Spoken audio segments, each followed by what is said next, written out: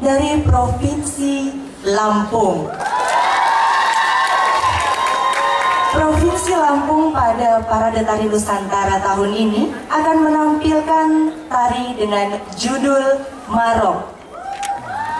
Karya tari ini terinspirasi dari prosesi adat Marok, yakni sebuah rangkaian acara sebelum tayuhan atau acara pernikahan diselenggarakan.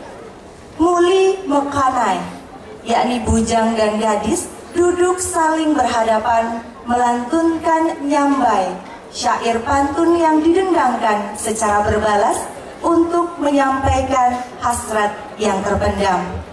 Muli Mohanai mengayunkan selendang, menarilah mereka sampai habis segala segata atau pantun terdendang.